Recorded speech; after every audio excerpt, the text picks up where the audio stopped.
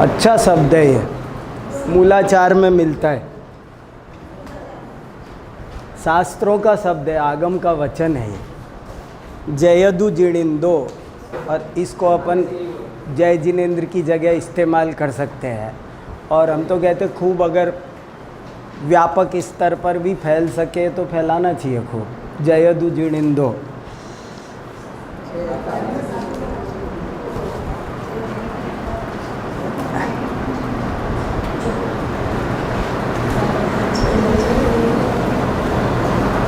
अच्छा देखो, तत्वार्थ सूत्र पर 1000 टीकाएँ कम से कम आज की तारीख में उपलब्ध हैं, और उनमें से एक ये भी टीका बहुत इम्पोर्टेंट है।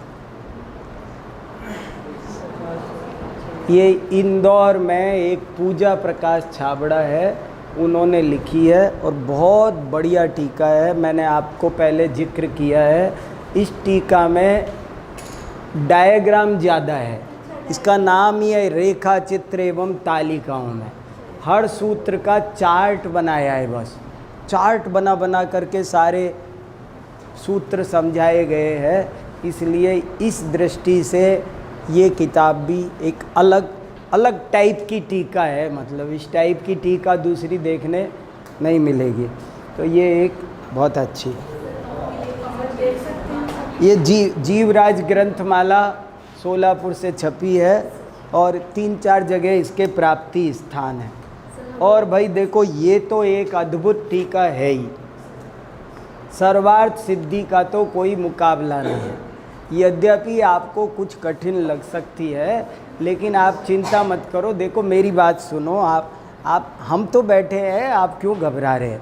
आप एक काम करो, कोई चीज़ कठिन है और फिर भी बार बार पढ़ने को कही जा रही है तो उसका कुछ मतलब है। और ये एक पढ़ के आपके 100 पढ़ने का काम चल रहा है ना। 100 किताबें एक तरफ है और ये एक किताब एक तरफ है। आप एक पेज रोज पढ़ो, बस 2 पेज नहीं पढ़ना, केवल एक ही पेज पढ़, दूसरा पेज पढ़ना ही नहीं, एक पेज पढ़ो। और उस एक पेज में जो चीज़ समझ में नहीं आई उसको निशान लगाओ, आपस में पूछ लो, हमसे पूछ लो, पर उसी को समझो आराम से, एक एक पेज करके समझो तो समझ में आएगी। ये बहुत अद्भुत क्रांतिकारी, एक एक शब्द बहुत नपा तुला बना हुआ है, इसलिए ये बहुत काम की है। वो श्लोक पढ़ा होगा ना आपने कि प्रमाणमकलंकस्य पूज्यपादस्य लक्षणम धनंजय कवेर काव्यम रत्नत्रय मपश्चिमम। नहीं सुना हो तो सुनो और इसको लिख लो और इसे याद कर लो, बहुत काम का श्लोक है ये। प्रमाण मकलंकस्य, बहुत अच्छा श्लोक है। लिखूं क्या? बहुत अच्छा श्लोक है ये, काम का है एकदम, आपको याद होना चाहिए सबको।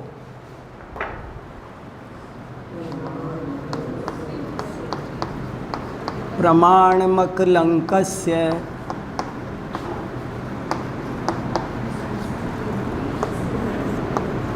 पूज्यपादस्य लक्षणम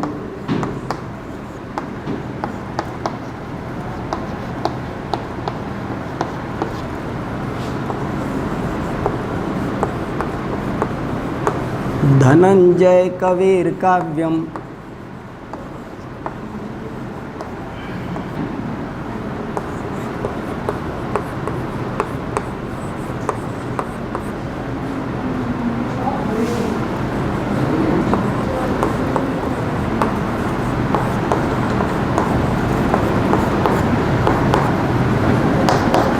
ये बहुत इम्पोर्टेंट श्लोक है, सबको याद होना चाहिए। प्रमाणमकलंकस्य पूज्यपादस्य लक्षणम धनंजय कवेर काव्यम रत्नत्रयमपश्चिमम।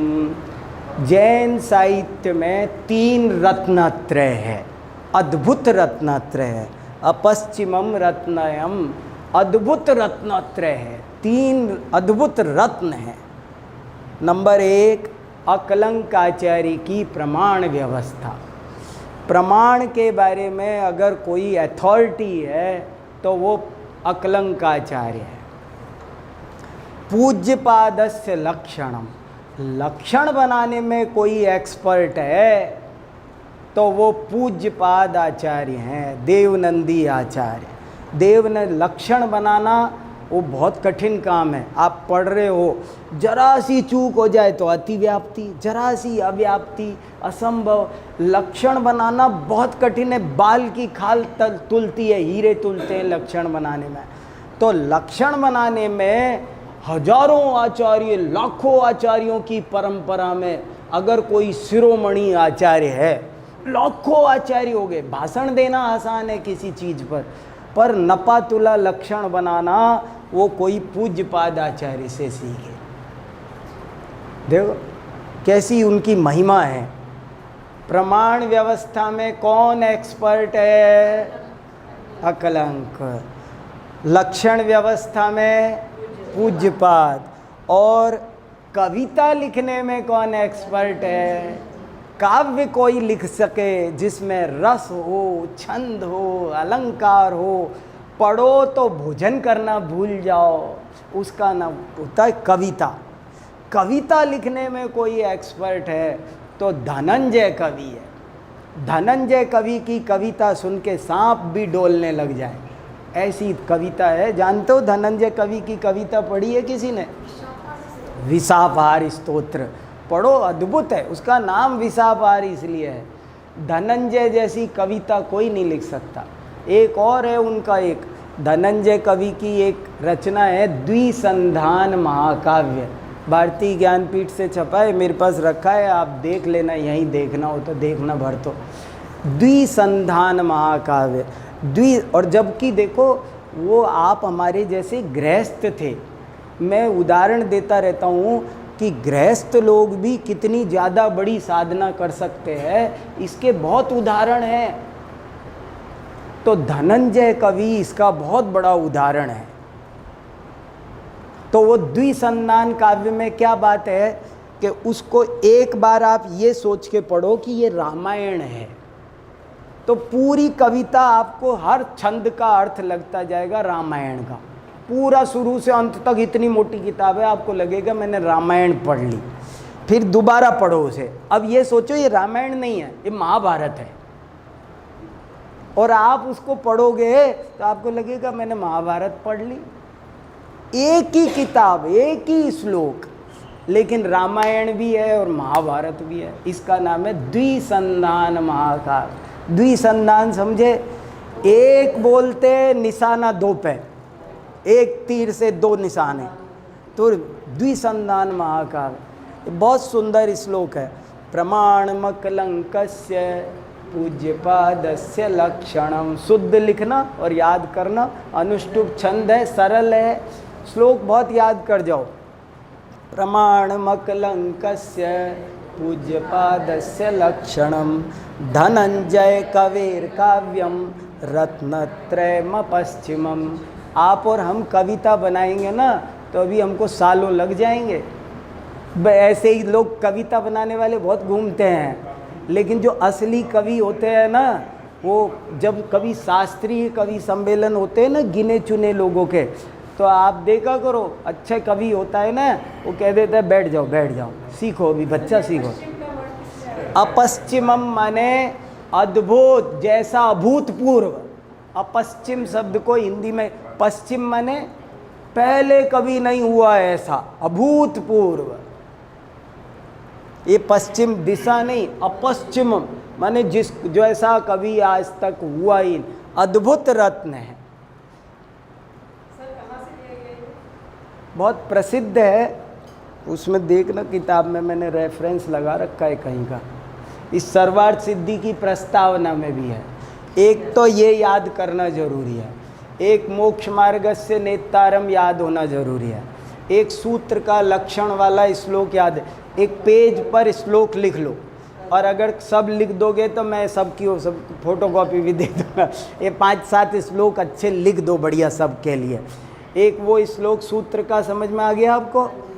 अल्पाक्षरम संदिग्धम सारवद्गूढ़ निर्णयम निर्दोषम हेतुमत तथ्यम सूत्रम सूत्रविदो विदु दो भेद है। सूत्र मित्युच्यते विधई बुधई, बुध माने गणधर, गणधरों ने सूत्र इसे कहा। हाँ जी बोलिए।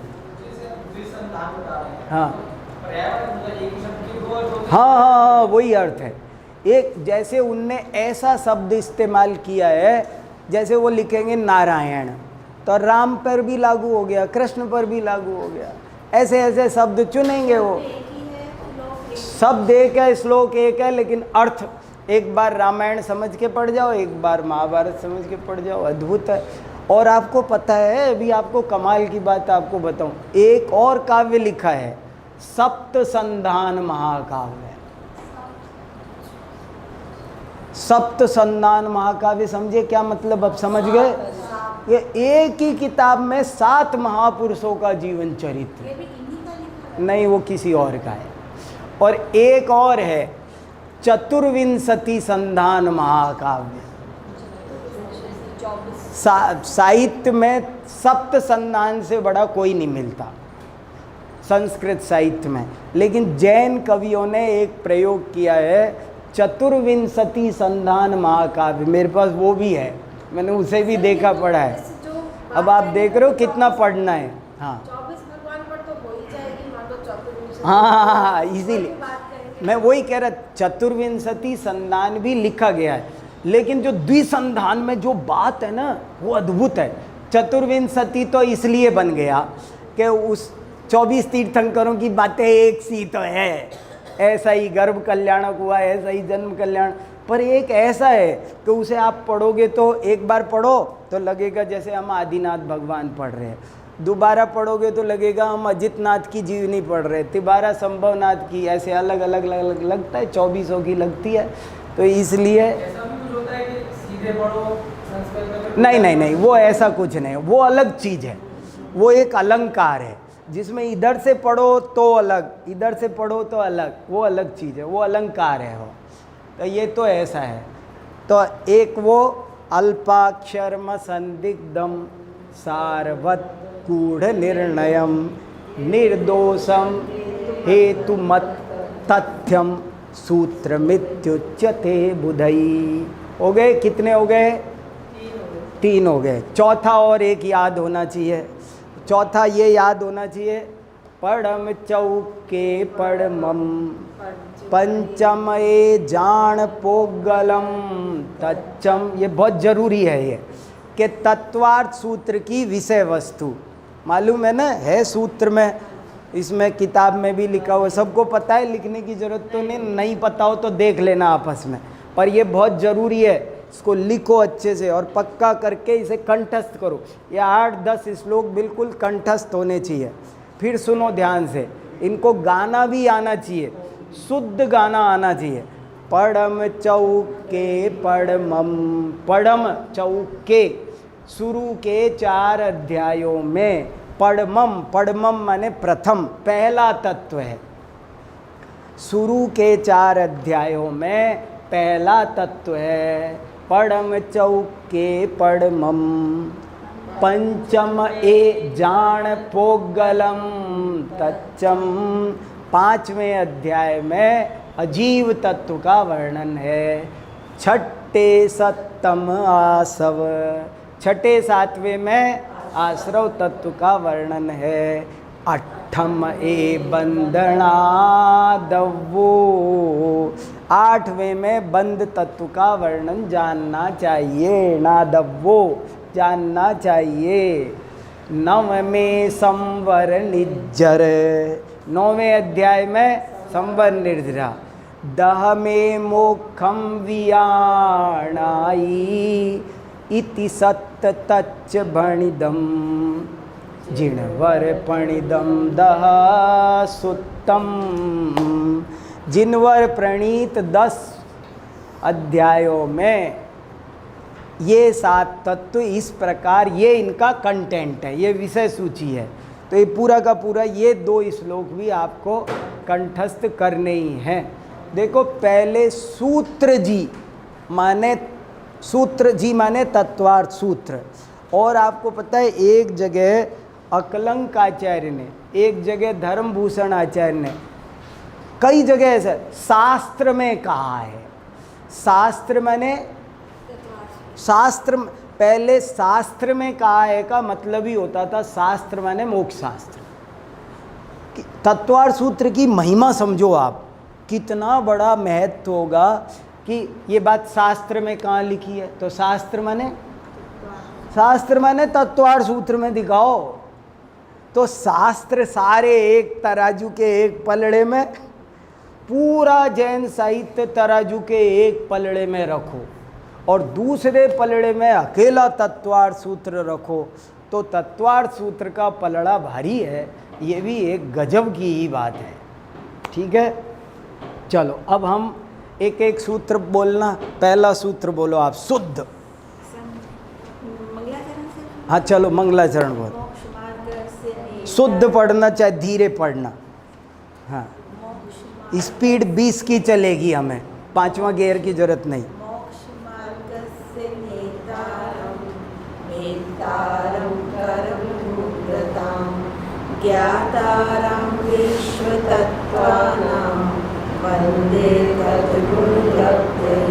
कोई गलती की इन्होंने? किसी को भी नहीं पकड़ में आया? कोई गलती नहीं की? पक्का? फिर सुनवाऊं? फिर सुना दो, गलती चेक करना है।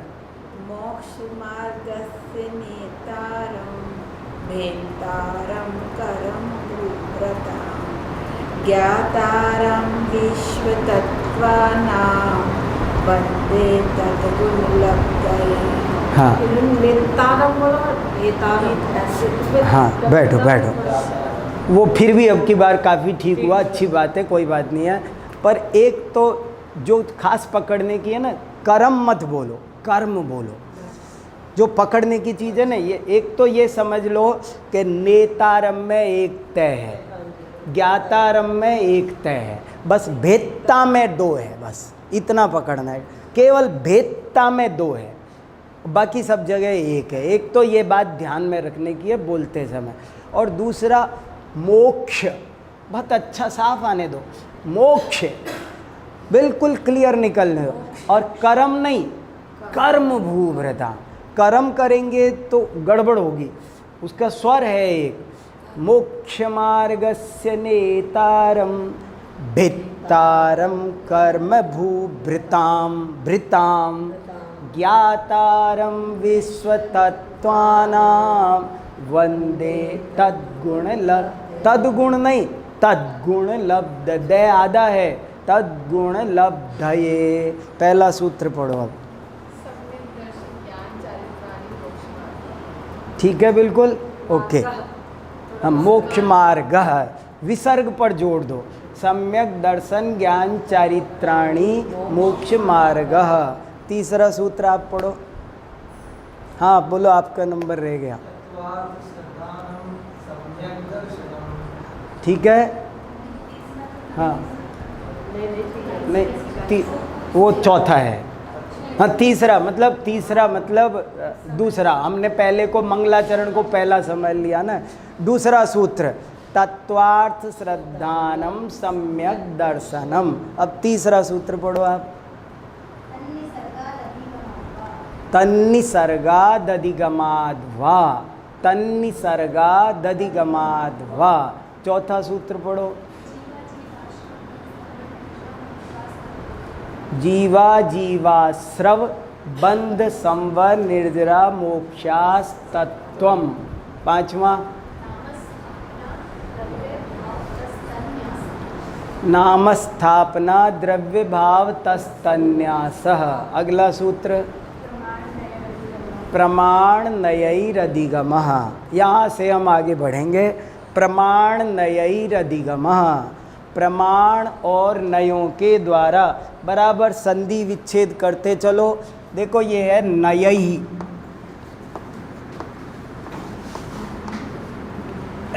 नयई। नयई शब्द क्या है?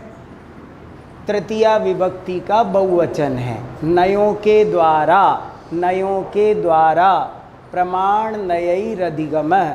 और आपको 2-3 बातें अब थोड़ी संस्कृत की कुछ मोटी मोटी बातें बतानी पड़ेगी मजबूरी में। आप संस्कृत नहीं पढ़ रहे हो, फिर भी तत्वार्थ सूत्र तो पढ़ रहे हो ना। और तत्वार्थ सूत्र पढ़ने वालों को ये बहुत लोग कहते थे कि जैन समाज की अनपढ़ महिलाएं भी संस्कृत जानती है। क्यों? क्योंकि वो तत्वार्थ सूत्र पढ़ती हैं। इसलिए नए देखो, एक बात मुझे ये बतानी है कि जैसे ये जो विसर्ग है ना, ये आगे चल के आगे क्या था? अधिगम। तो ये ए की वजह से ये विसर्ग का रे बन गया, है ना। ये विसर्ग रे बन गया। ये विसर्ग के 2-3 रूप होते हैं। कभी ये विसर्ग ओ बन जाता है, कभी ये विसर्ग से बन जाता है। जैसे नाम स्थापना द्रव्य भाव तस तन्यास है, तस बन गया ना, मोक्षास तत्व। देखो शब्द था मोक्षा,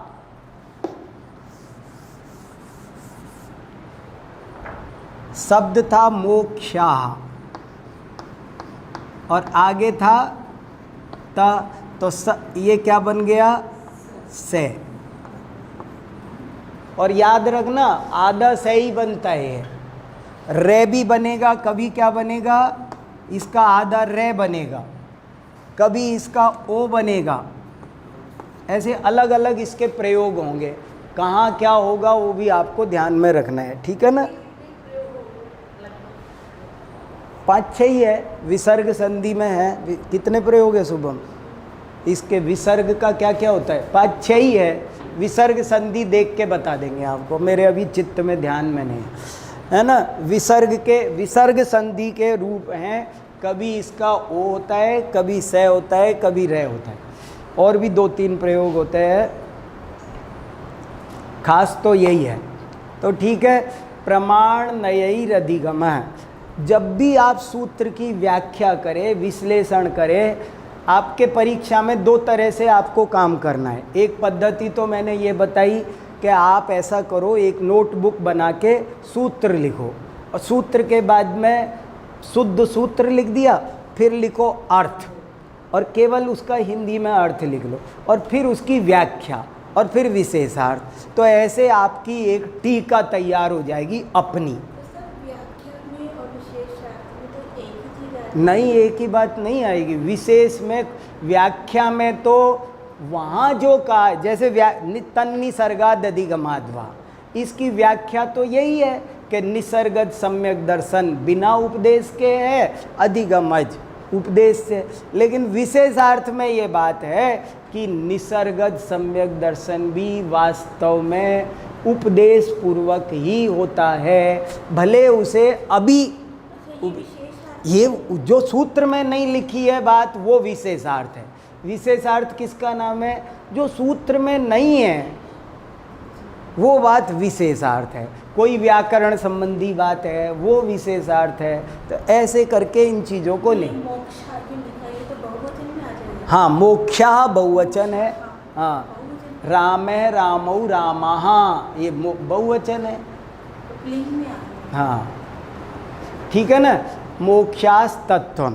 तो एक तो ये पद्धति काम तैयार करना है। दूसरा ये करना है कि उसकी विषय वस्तु भी आपको परीक्षा की दृष्टि से तैयार। जैसे ये पूछा जाएगा कि उत्पत्ति की अपेक्षा सम्यक दर्शन के भेद समझाइए, या 4 प्रकार के निक्षेप बताइए। जीवादि तत्वों का निक्षेप कितने प्रकार से होता है? वस्तु तत्व का अधिगम कैसे होता है? अधिगम माने जानकारी, तदिगम माने जानकारी, ज्ञान। अधिगम शब्द ज्ञान का पर्यायवाची है, ये याद रखना। प्रमाण नयई अधिगमः, अधिगम माने ज्ञान, जानकारी। इन चीज़ों की जानकारी प्रमाण और नयों से होती है। प्रमाण और नयों से इनकी जानकारी होती है। और जब व्याख्या करो तो एक और बात सर्वार्थ सिद्धि में टीकाकारों ने ली है बारीक। सूत्र बहुत बारीक होते हैं, सूत्रों में बहुत सारी बातें ध्यान में रखनी पड़ती है और सूत्र के व्याख्याकार को वे सब खोलनी पड़ती है। जैसे एक बात ये है कि जब भी कोई सूत्र होता है तो उसमें क्रम का बहुत बड़ा महत्व होता है। क्रम, ये एक बहुत बड़ी बात है। सम्यक दर्शन ज्ञान चारित्राणी मोक्ष मार्ग। यहाँ पर क्रम का तो इतना बड़ा खेल है जिसका कोई मजाक, अद्भुत खेल है। प्रमाण नयैर अधिगम, जीवा जीवाश्रव बंद संवर निसर्गाज अधिगम। सब जगह कौन पहले रखना कौन बाद में रखना, इसके पीछे सूत्रकार का एक कोई बहुत बड़ा अभिप्राय होता है और व्याख्या करते समय हमको वो अभिप्राय भी खोलना पड़ता है। अब जैसे वो तो हमने पढ़ लिया, सम्यक दर्शन ज्ञान चारित्राणी मोक्ष मार्ग है, उसमें आपने सब चीज़ें ठीक से, मैं समझता हूँ अब बताने की ज़रूरत नहीं है, आप समझ गए होंगे ना, अच्छे से भूलना।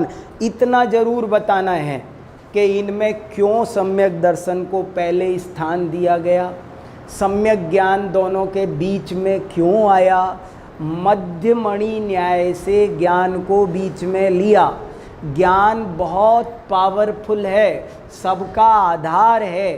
ज्ञान के बिना ना इधर काम चलेगा ना, जैसे हार में मध्यमणि न्याय समझे आप, जैसे एक हार होता है तो बीचों बीच क्या लगाते हैं, सबसे कीमती हीरा बीचों बीच लगाते हैं, हाँ सबसे बीच में कीमती चीज लगे, इसको मध्यमणि न्याय कहते हैं। मध्यमणि न्याय, मध्यमणि न्याय माने इधर भी जोड़े इधर भी जोड़े। बिना ज्ञान के श्रद्धा होगी तो अंधश्रद्धा है, बिना ज्ञान के चारित्र होगा तो वो आडंबर मात्र है, इसलिए ज्ञान बीच में है। तो ज्ञान पहले ही रख देते, इतना इम्पोर्टेंट है तो पहले ही रख देते। तो बोले वो कहते हैं बहुत खास बात है, मोक्ष मार्ग बोले रखते हैं, जनरली आप ज्ञान पहले रखो तो कोई आपत्ति नहीं है, लेकिन मोक्ष मार्ग के प्रकरण में सम्यक दर्शन ज्ञान से भी अधिक प्रधान है, क्यों अकेले ज्ञान तो जीव ने अनेक बार द्वादशांग का किया पर सम्यक दर्शन नहीं हुआ, इसलिए सम्यक दर्शन को मोक्ष मार्ग में प्रधान जानकर, ज्ञान अल्प हो पर सम्यक दर्शन सहित हो तो वो भी पूज्य है, इसलिए पहले सम्यक दर्शन को रखा। ऐसे दोनों चीज़ें आपके क्लियर रहनी चाहिए। ज्ञान दर्शन चारित्र बोलो कॉमन, कोई आपत्ति नहीं, लेकिन जब मोक्ष मार्ग का प्रकरण हो तो कहते हैं अरे हमें बदलना है, ये क्रम मंजूर नहीं है। क्या होता है ज़्यादा ज्ञान से, थोड़ा हो पर सम्यक दर्शन पूर्व, ऐसे करके क्रम बताना है। क्यों पहले ये लिया, 7 तत्वों में जीव क्यों पहले है, अजीव क्यों, हम उसके बाद 2 ही नंबर पर क्यों है अजीव, 5वें पे क्यों नहीं चला गया। और आचार्यों ने क्रम बदले भी हैं, इन्होंने क्यों दम लगाकर यही क्रम रखा, इसका एक कारण है। हेतु मत, सूत्र की परिभाषा में हर चीज का एक हेतु है, कारण है। सूत्र की एक परिभाषा में विशेषता है सूत्र की, हेतु मत। सूत्र साहेतुक होता है, उसका कोई न कोई हेतु है, तो वो हेतु आपको पकड़ना है, ठीक है। अब यहाँ देखना है हमें गजब की बात, देखो क्रम के क्या क्या कारण होते हैं, क्यों हम पहले किस चीज़ को पहले रखें किस चीज़ को बाद में रखें, इसका क्या क्रम है, क्यों ऐसा क्रम कैसा होना चाहिए।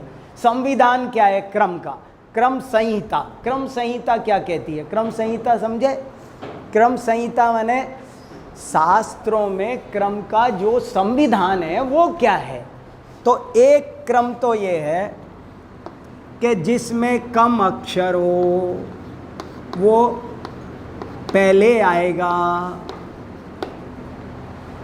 क्रम, 4 लोगों के नाम बोल रहे हो तो पहले किसका नाम बोलना, तो क्रम का एक सिद्धांत है, थ्योरी है। वो थ्योरी कहती है जिसमें कम अक्षर हो उसको पहले ले आओ। दूसरी थ्योरी कहती है कि जो पूज्य हो उनमें उसको पहले ले आओ। 2 मुख्य थ्योरी है।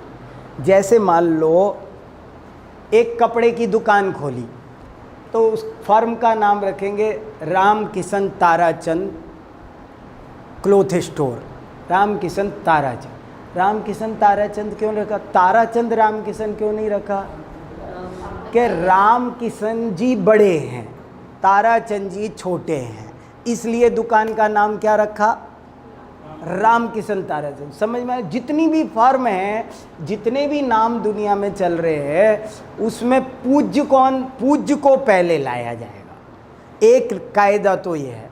दूसरा कायदा ये है कि अक्षर कम हो वो पहले आएगा। जैसे नर मादा, मादा नर नहीं बोला, क्यों नहीं बोला? मादा नर क्यों नहीं बोला? नर मादा क्यों बोला? कि नर में दो, कोई ये औरत आदमी की लड़ाई नहीं है, लोग इसको लड़ाई बना लेते, पहले आदमियों ने अपना नाम बोला, ऐसा कुछ नहीं है।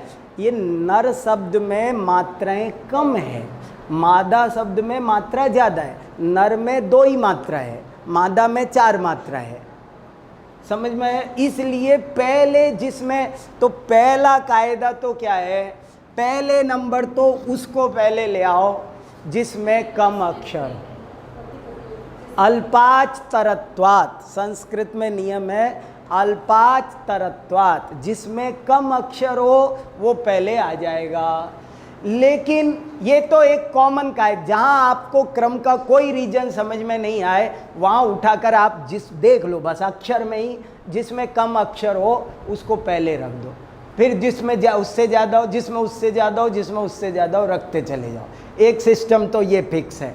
दूसरा सिस्टम ये है कि उनमें अगर कोई पूज्य हो तो ज़्यादा अक्षर हो तो भी पहले ले आओ, ज़्यादा अक्षर हो तो भी उसे पहले ले आओ। ये दूसरा कायदा है। तीसरा कायदा है ग्रंथकार की इच्छा, या ये कहो इच्छा नहीं, ग्रंथकार का अभिप्राय। वो उस क्रम के द्वारा ही कुछ खास बात कहना चाहता है। समझ में आया? ग्रंथकार की इच्छा मतलब वो मनमानी नहीं कर रहा है, लेकिन वो कुछ कहना चाह रहा है, वो उसके पीछे कुछ राज है। तो वो जो कोई राज छुपा हुआ है उसको बताना हो तो ये क्रम। तो अब जैसे होना क्या चाहिए, इस पर बहस हुई। 2 शब्द है, एक प्रमाण और एक नय। तो क्या किया जाए? 2 में से कम अक्षर किस में है? नए में। तो कायदे से नए पहले आना चाहिए था। नए प्रमाणैर अधिगम है, ऐसे बोलना चाहिए था। ये कायदा है। पहला नियम कह रहा है तुम्हारा सूत्र गलत है। आप अब सरवार सिद्धि की टीका पढ़ना, आपको ये बात मिलेगी, अब समझ में आएगी। वहाँ लिखा है आपका सूत्र गलत है, ऐसी शंका आती है। सबसे पहले प्रश्न आपका सूत्र गलत है क्योंकि नए में कम अक्षर है, प्रमाण में ज़्यादा अक्षर है, तो आपको नए प्रमाणैर अधिगमः सूत्र बनाना चाहिए था। आपका सूत्र ही गलत है, आपको बनाना नहीं आता। तब वो उत्तर देते हैं कि तूने क्रम संहिता पूरी नहीं पढ़ी।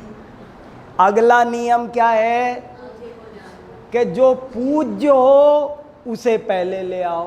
तो पूज्य कौन है? तो कहते प्रमाण पूज्य है, प्रमाण बड़ा है, क्योंकि प्रमाण ना हो तो नए कहाँ से आएंगे?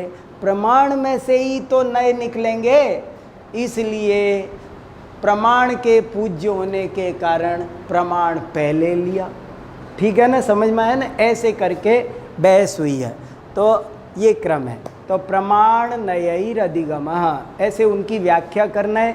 थोड़ा सा आपको मैंने ये भी बता दिया था कि इसकी व्याख्या है, तो जरा सा इतना ज़रूर बताना कि प्रमाण और नय में क्या अंतर है।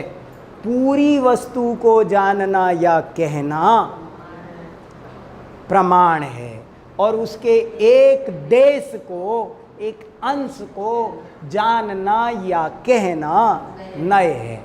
जैसे उदाहरणार्थ बोलो जल्दी। क्या? संतरा हो गया प्रमाण वचन, और पीला, गोल, खट्टा, ये हो गए नए वचन। आप याद रखो, कोई भी चीज़ पर आपको बोलना आना चाहिए फटाफट। प्रमाण वचन और नए वचन। प्रमाण वचन क्या है? हमने बोला गाड़ी, तो ये प्रमाण वचन। Steering, brake, clutch, tyre, battery, ये सब नए कथन। एक ही दूध, प्रमाण कथन। सफ़ेद, मीठा, पतला, गाढ़ा, ये सब नए कथन। तो पूरी वस्तु, मनुष्य प्रमाण कथन। आँख, नाक, कान, हाथ, पैर, ये सब क्या हो गए? नए कथन। तो हाँ, गाय तो होगी प्रमाण। हाँ वो चितकबरी है, लाल है, बराबर, उसका एक एक गुण, चौपाई है, पूंछ वाली है, खंडी, मुंडी, बिना सींग की, ये सब उसके गुण लेना। एक वस्तु का कथन चौक, प्रमाण वचन, लंबी, सफ़ेद, ये इत्यादि कथन क्या है? नए कथन। दो तरह के कथन होते हैं, बड़ी बारीक बात है, पकड़ ली तो पकड़ ली, याद रखना। प्रमाण वचन, नए वचन, इस पर बहुत बड़ा भव्य महल खड़ा है जैन दर्शन का। आपको पूरा स्यादवाद और नए सप्तभंग सब समझ में आएंगे। एक प्रमाण कथन, एक नए कथन, पूरी वस्तु को बोलना, जीव प्रमाण कथन, ज्ञान वाला, दर्शन वाला, अस्तित्व वाला, संख्यात प्रदेशी, ये मिथ्या दृष्टि, सम्यक दृष्टि, ये सब क्या है? ये नए कथन है। उसके एक अंश को, एक धर्म को, गुण प्रमाण कथन है। और मीठा, खारा, चिकना, पतला, जो कुछ बोल, वो सब क्या है? नए कथन। ये व्याख्या इसमें करनी है, ठीक है। प्रमाण नयैरधिगम। तो वस्तु तत्व की जानकारी कैसे होती है? अब सुनो एक नई बात। अगर परीक्षा में प्रश्न आता है तत्वादिगम का उपाय बताइए, प्रश्न सुनो ध्यान से, तत्वादिगम का उपाय बताइए, तो समझ में आया आपको?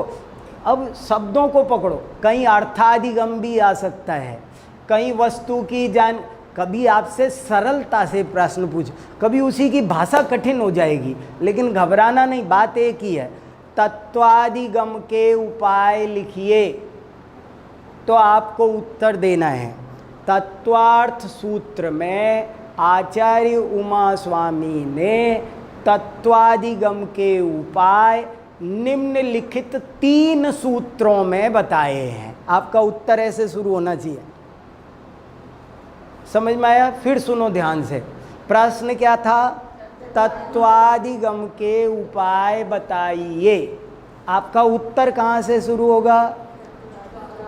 तत्वार्थ सूत्र में आचार्य उमा स्वामी ने तत्वादिगम के उपाय निम्नलिखित 3 सूत्रों में बताए हैं। और पहले नंबर पर तो 3 सूत्र रख दो उसके सामने, क्या देख भैया पहले तो ये पढ़, ये 3 सूत्रों में तत्वादिगम के उपाय है। पहला सूत्र प्रमाण नयैरधिगमः, दूसरा सूत्र निर्देश स्वामित्व साधनाधिकरण स्थिति विधानतः, और तीसरा सूत्र सत्संख्या क्षेत्र स्पर्शन कालांतर भावाल बहुत्वैश्च। 3 सूत्र हैं और तीनों में एक ही विषय चल रहा है। पहला एक अपेक्षा है, तीनों की अपेक्षा अलग अलग है, पर तीनों में एक ही बात कही गई है। एक तो मोटी मोटी अपेक्षा है कि प्रमाण और नए से जानो। किसी भी चीज़ को जानना है तो आप प्रमाण से और नए से पूरी वस्तु जानो, फिर उसका अंश जानो, फिर उसको जोड़ लो, जोड़ते जाओ, तोड़ते जाओ, जोड़ जोड़ के मिलाते जाओ। जैसे नींबू कैसा, तो आपको एक बार में तो बोल नहीं सकते, तो हम बोलेंगे देखो खट्टा होता है, गोल होता है, पीला पीला होता है। अगर आपने खट्टा वहाँ छोड़ आए, पीला वहाँ छोड़ आए, तो नहीं समझ में आएगा। आप उस एक चीज़ में जोड़ो, एक ऐसी चीज़ अपने मन की कल्पना में बनाओ जो खट्टी भी है, गोल भी है, पीली भी है, तब आपको नींबू का पूर्ण ज्ञान होगा। समझ में आई बात को? तो ये इस तरह से एक तत्वादिगम का बहुत बड़ा महान उपाय है प्रमाण नयैरधिगमः। पूरे सूत्र में पूरी एक ही लाइन में है। हाँ, एक ही, कोई डैश नहीं, बिल्कुल नहीं। अब आप डैश हटा दो, डैश रहने दो मंदिर में पूजा पाठ करने वालों के लिए, आप लोगों के लिए नहीं है डैश। डैश उसमें शुद्ध संस्कृत नहीं मानी जाती, उसको डैश वैश नहीं लगाना कहीं, दिक्कत करते हैं। डैश में बहुत बड़ी बड़ी गलतियां हो जाती हैं। अब जीवा जीवाश्रव, जीवा के बाद डैश लगा देते हैं, तो जीवा, वो अजीव भी जीव रह गया बेचारा। समझ में आया? इसलिए डैश नहीं लगाना, डैश लगाना गलत बात है।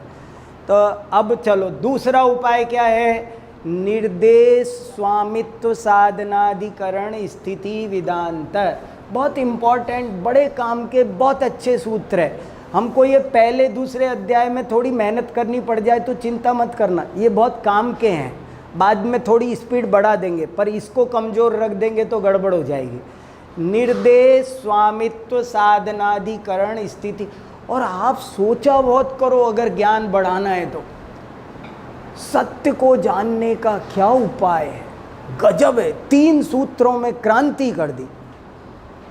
सत्य को जानने का उपाय क्या? तत्व को जानने का उपाय क्या? वो कहते हैं पहला उपाय प्रमाण नैरधिगमः। दूसरा उपाय क्या? आपको किसी भी चीज़ को जानना है, सच्चाई जाननी है, तो क्या उपाय है? बोले 6 तरीके से जानो किसी भी चीज़ को। जानते भी हैं हम, दुनिया में जानते भी हैं, उसमें 6 बातें देखते हैं। निर्देश, दूसरा स्वामित्व, निर्देश स्वामित्व साधन अधिकरण स्थिति और विधान। 6 तरीके से हम किसी भी वस्तु को जानते हैं। जैसे समझो आपके सामने मैंने एक शब्द बोला आम, आपने आज तक आम शब्द सुना ही नहीं, तो अब आप तुरंत पूछेंगे ये क्या है, ये क्या है, क्या बोला आपने? आम नहीं, आम क्या बोला आपने? तो मैं बोलूँगा ये एक फल है, फल होता है, ये एक फल होता है, ये मीठा खट्टा मीठा फल होता है। तो ये जो मैंने बोला ये निर्देश है, समझ में आया? निर्देश माने पहले मैंने कुछ भी बोला, मैंने आपसे कुछ भी बोला, कोई भी शब्द बोला, मैंने बोला टोक्यो, आपने आज तक टोक्यो नहीं सुना, लेकिन अब वो ये एक जापान का बहुत बड़ा शहर है, तो अच्छा, तो ये निर्देश। निर्देश माने केवल उस चीज़ का नाम मात्र स्वरूप मात्र बता देना, वो निर्देश है। पहला, सबसे पहले कोई भी चीज़ आपको जाननी है तो आपको पहले नंबर पर क्या मैंने बोला अमिताभ बच्चन। ये क्या बोला सर आपने, क्या बोला?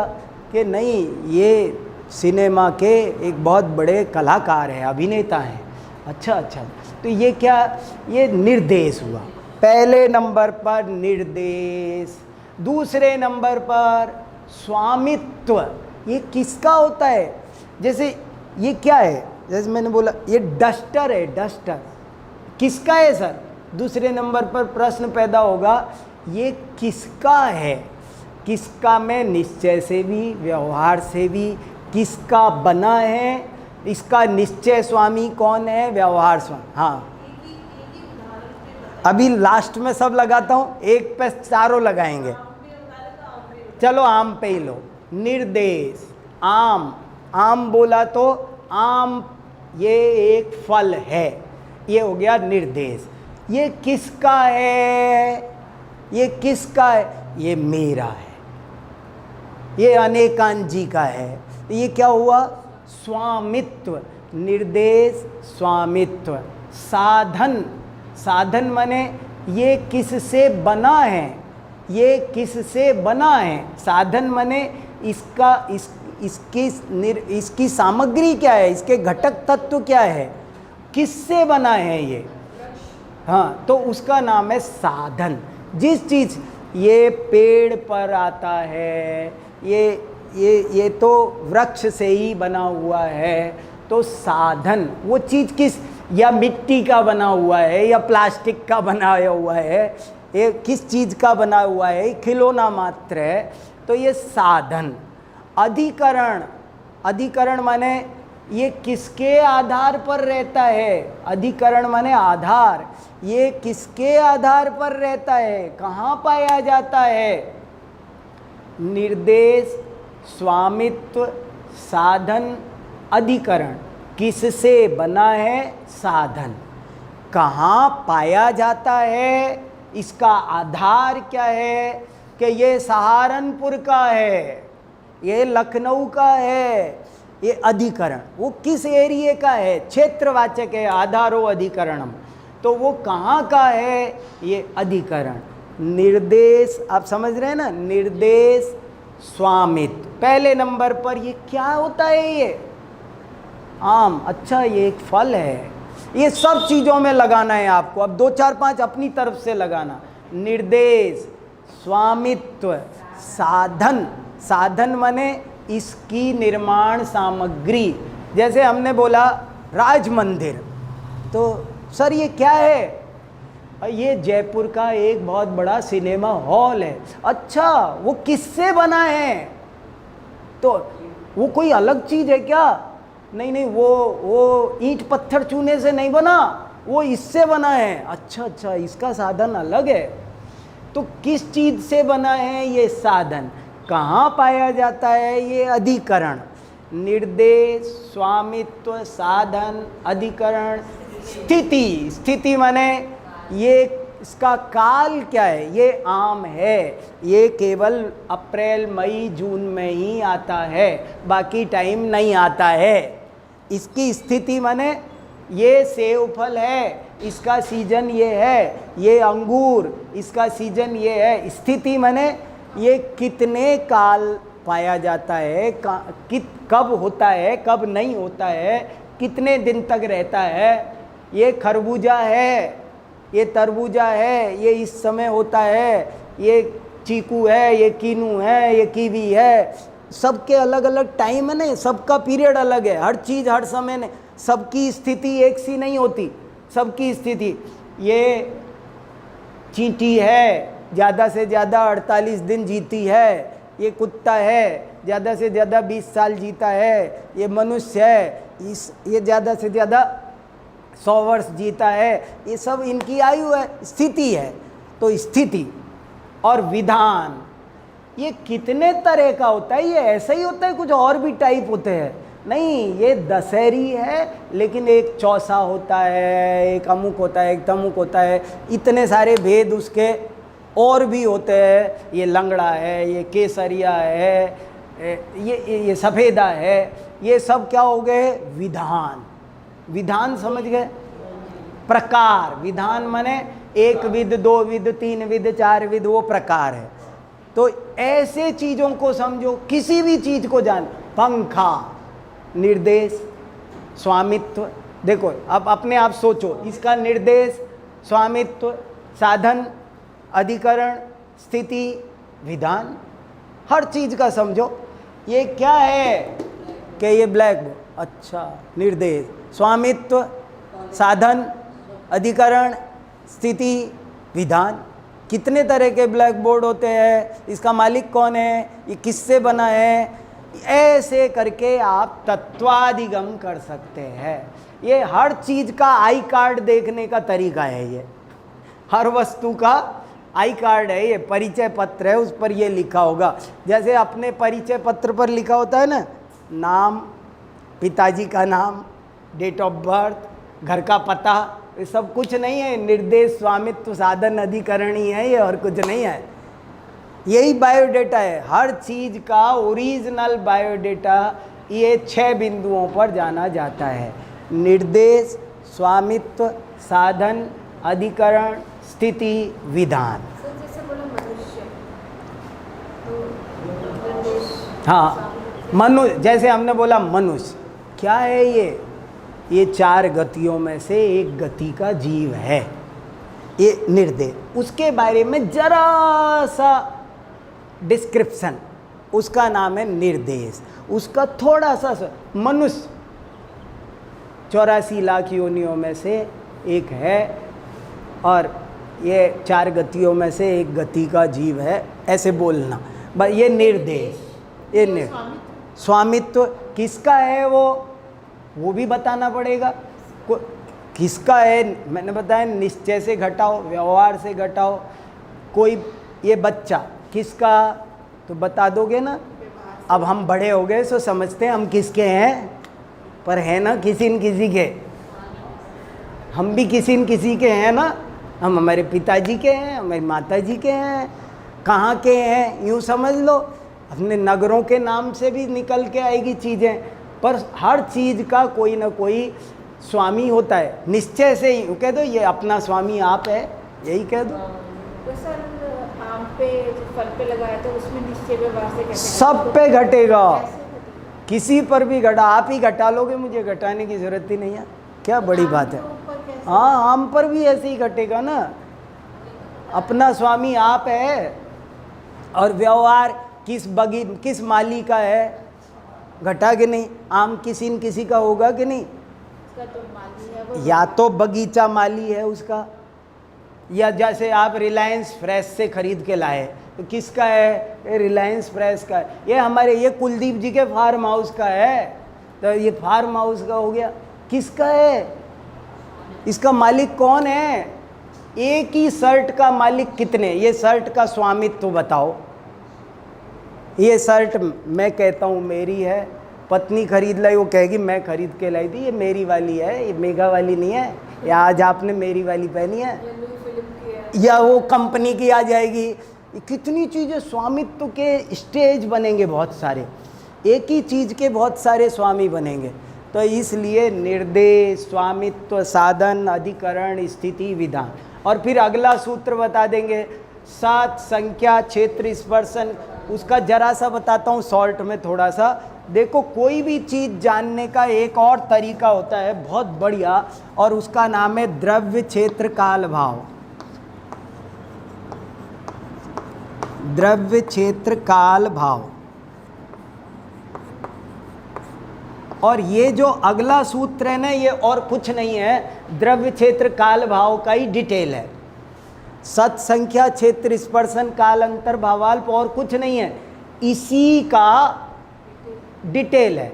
सत और संख्या ये द्रव्य में आ गए। सत, संख्या, द्रव्य दो तरह का, सत, संख्या। क्षेत्र दो तरह का, क्षेत्र, स्पर्शन। काल दो तरह का, काल और अंतर। भाव दो तरह का, भाव और अल्प बहुत। समझ में आया? फिर सुन लो एक बार। द्रव्य, क्षेत्र, काल, भाव, चार चीजें हैं। इन्हीं को जब सामान्य रूप से कहेंगे तो एक बात बनेगी, विशेष रूप से कहेंगे तो दूसरा बिंदु बन। इसके आगे लिख लो, यहां लिखो सामान्य।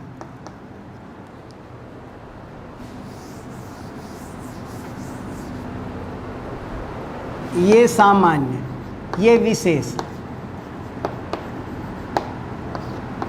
अब ये क्या हो गया, ये सत, ये संख्या। लिख लोगे अब? सत, संख्या, क्षेत्र, स्पर्शन, काल।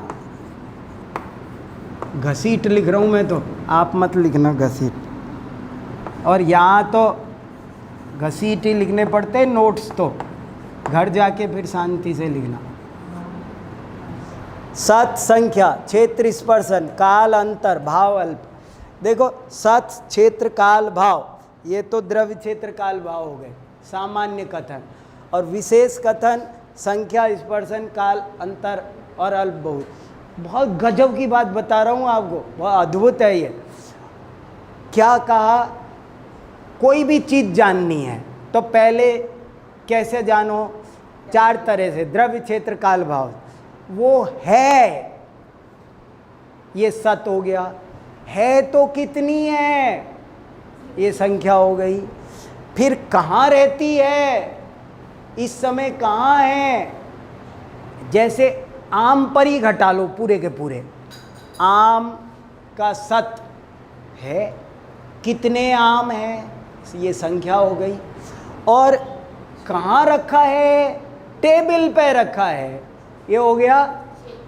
या दिल्ली में है, ये हो गया क्षेत्र।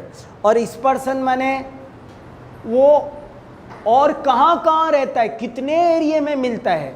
ये भालू है, ये इतने एरिया में पाया जाता है। उसका जो पूरा त्रिकालवर्ती क्षेत्र है वो स्पर्शन है। समझ में आया? ये आम है और ये कश्मीर नहीं, कश्मीर के अलावा भी यहाँ पाया जाता है, वो सब स्पर्शन। क्षेत्र माने वर्तमान क्षेत्र, स्पर्शन माने त्रिकालवर्ती क्षेत्र, काल माने वर्तमानवर्ती काल, अंतर माने त्रिकालवर्ती काल। कब नहीं है, खरबूजा आपने ये तो बता दिया कि ये केवल मई जून में आता है, लेकिन ये भी बताओ कि दिसंबर जनवरी में नहीं आता। विरह काल बताना, ये अंतर है। और भाव, भाव माने उसका गुण, उसका स्वभाव। और अल्प बहुत्व माने, ये बहुत जरूरी शब्द है, मैं पूछूंगा अगली बार। अल्प बहुत्व, अल्प बहुत्व क्या होता है? जैसे ये मीठा, ये तो हुआ भाव, लेकिन ये चीनी जैसा मीठा नहीं है, केले से ज़्यादा मीठा है। अल्प बहुत्व समझे? अल्प बहुत्व क्या होता है? मीठे मीठे में भी फर्क है। इससे ज़्यादा मीठा, गन्ना भी मीठा है। गेहूं की रोटी खाओ तो आज तो रोटी मीठी लग रही है, आज तो सब्जी मीठी, तो वो सब्जी भी मीठी है, रोटी भी मीठी है, सेवफल भी मीठा है, चीनी भी मीठी है, गन्ना भी मीठा है। पर क्या सब इक्वल है? सब एक से मीठे हैं? सब एक से मीठे नहीं हैं। इसका नाम हुआ अल्प बहुत। तो समझ गए? उसका तरतम भाव, ये ज्ञानी है, मगर कितना ज्ञानी? उतना नहीं, उससे कम, उससे ज़्यादा, ये अल्प बहुत। समझ में आया? तो तत्वादिगम के इतने उपाय हैं। ऐसे आप किसी चीज़ों को देखो, जिंदगी में संकल्प करो कि तभी सांस छोड़ेंगे सत्य का साक्षात्कार करके। ऐसा साइंटिफिक आपको फिलॉसफी हाथ लगी है, आप बहुत शांति से चीज़ों को समझो, पढ़ो।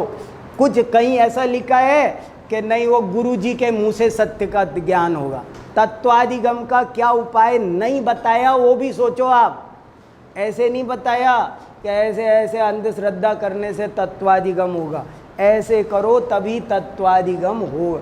बताया वो भी इम्पोर्टेंट है, और जो नहीं बताया कैसे तत्वादिगम होगा, केवल मंदिर चले जाओ तत्वादिगम हो जाएगा, ऐसे नहीं लिखा। तो इसलिए बहुत इम्पोर्टेंट बात। बस ठीक है, बहुत अच्छा, बढ़िया तैयारी करो। ये आपका होमवर्क